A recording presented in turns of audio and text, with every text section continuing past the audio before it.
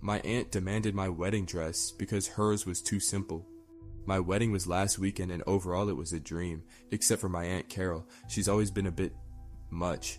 Loves attention, always has to one-up everyone, you know the type. But this wedding entitlement took the cake. For context, my dress was custom made. I spent months designing it with a local seamstress and it was exactly what I wanted. Lace, beading, a beautiful train, just stunning. Aunt Carol got married about 25 years ago, and her dress, from what I've seen in photos, was very simple, almost plain. She's mentioned a few times over the years that she regrets not getting something more special.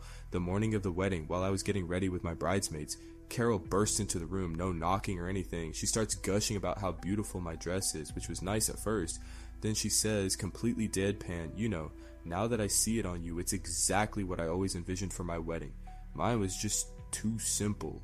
I think I should wear yours for the reception.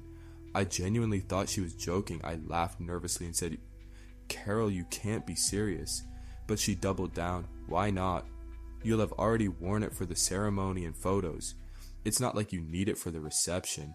And think how amazing photos of me in your gorgeous dress will be. It'll be like a do-over for my wedding. She actually expected me to change into something else, probably a bridesmaid dress or something, and let her wear my custom, expensive, and incredibly sentimental wedding dress to my own reception. My jaw dropped. My bridesmaids were staring at her like she'd grown a second head. I managed to stammer out, Carol, absolutely not. This is my wedding dress. I'm wearing it all day. She scoffed and said, oh, don't be selfish. It's just a dress and it's so much nicer than mine ever was. It's not fair that you get to have such a beautiful dress and mine was so ordinary. She actually used the word unfair about my wedding dress not being hers. I had to have my maid of honor gently but firmly escort her out of the room. She grumbled about how unreasonable I was being the whole time.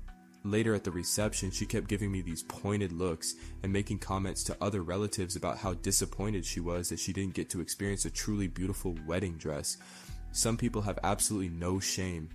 Aunt Carol, honey, wanting to relive your wedding is understandable, but wanting to steal your niece's brand new custom dress?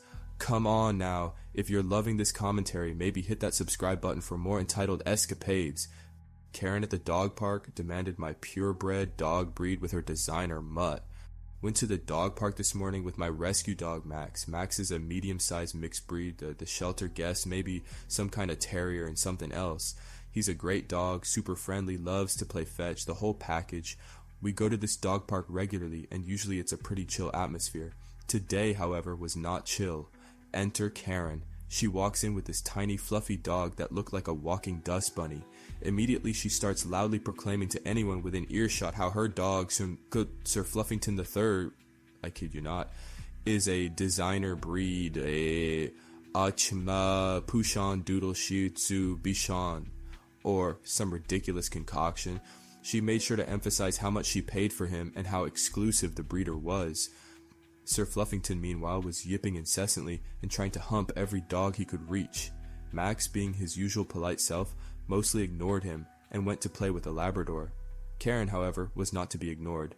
She strutted over to me while I was throwing a ball for Max and said, in a voice dripping with condescension, "Oh, is that a mutt?" I just smiled and said, He's a rescue. He's great." She wrinkled her nose. "Oh, you can always tell. They just don't have that refined look, do they? Unlike Sir Fluffington here, who is purebred designer quality." I really wanted to roll my eyes, but I just kept smiling politely. Big mistake. Then she says, I've been thinking. Sir Fluffington really needs a playmate of a similar caliber. And your dog, well, he has a certain rugged charm. I think they make adorable puppies. You should let Sir Fluffington breed with your dog." I blinked. "Excuse me?" She waved her hand dismissively. "Oh, don't worry, I'll take all the puppies. You can just, do the deed, and then I'll handle everything else. Think of it as doggy charity. You'd be contributing to the designer breed pool." She actually expected me to just hand over my neutered rescue dog for breeding purposes to improve her designer mutt's bloodline. I laughed, a genuine laugh this time, but not a friendly one. "Lady, my dog is neutered, and even if he wasn't, there's a 0% chance I'd let your yappy dust mop anywhere near him for breeding. Maybe focus on training your dog instead of trying to breed him with random dogs at the park." Duck. Her face went purple. She sputtered something about unrefined commoners and stormed off, dragging Sir Fluffington, who was still trying to hump the Labrador's leg. Some people are truly delusional.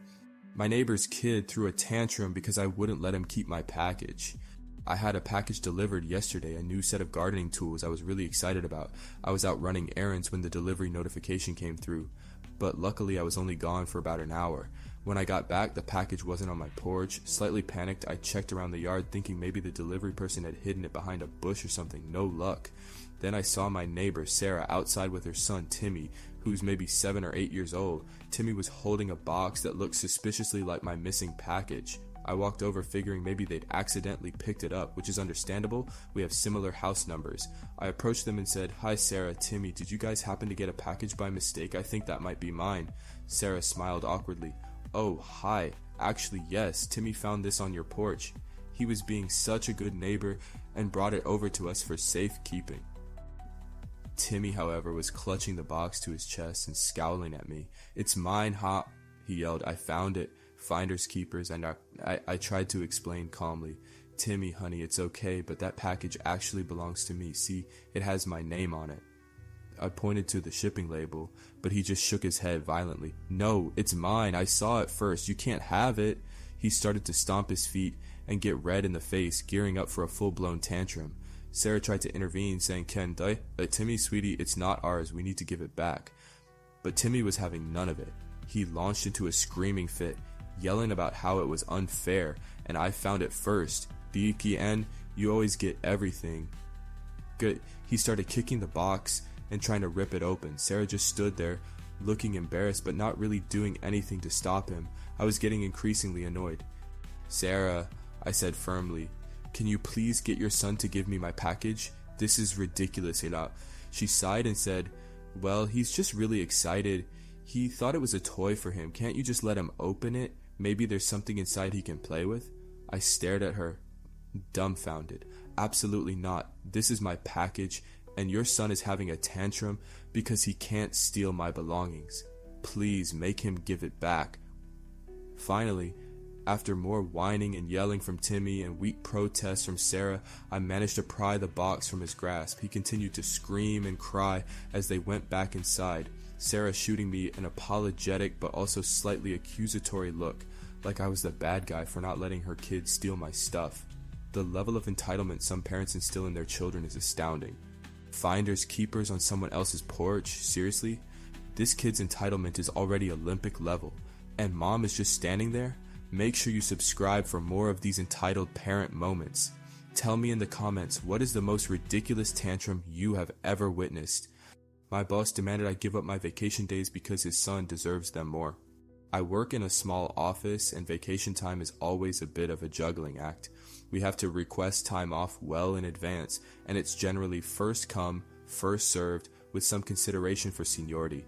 I put in my request for a week off in October back in June. It was approved immediately, and I've been looking forward to it for months. I'm planning a hiking trip, and I really need the break.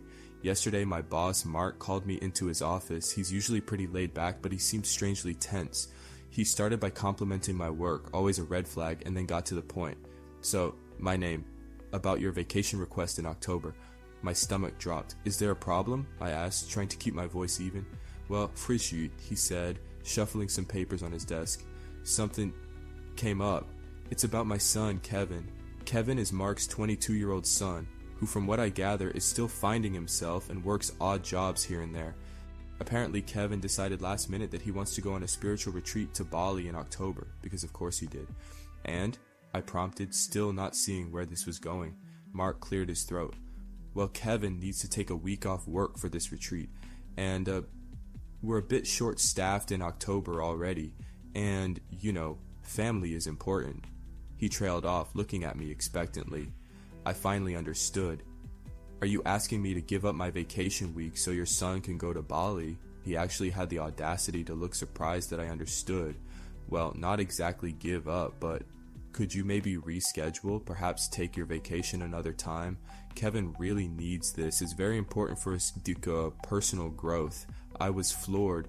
"Mark, I requested this time off months ago. It's approved. I made plans, and frankly, your son's last-minute spiritual journey is not my problem." He actually had the nerve to argue with me. Babe, but Kevin is family, and he's younger. He deserves to have these experiences. You can take a vacation anytime. He's only young once. He actually said he deserves it more about vacation time that I had rightfully requested and been approved for. I stood my ground. It got Mark, with all due respect, my vacation is not up for negotiation. Your son's travel plans are his responsibility, not mine. I will be taking my approved vacation in October. He huffed and puffed, clearly annoyed that I wasn't just rolling over and sacrificing my time off for his entitled son. He mumbled something about not being a team player as I left his office. Unbelievable. Some bosses really think they can just demand anything from their employees. He deserves it more for a Bali trip, seriously? The entitlement is off the charts. Have you ever had a boss this delusional? Let me know in the comments. And if you want more entitled boss stories, hit subscribe and have an awesome day.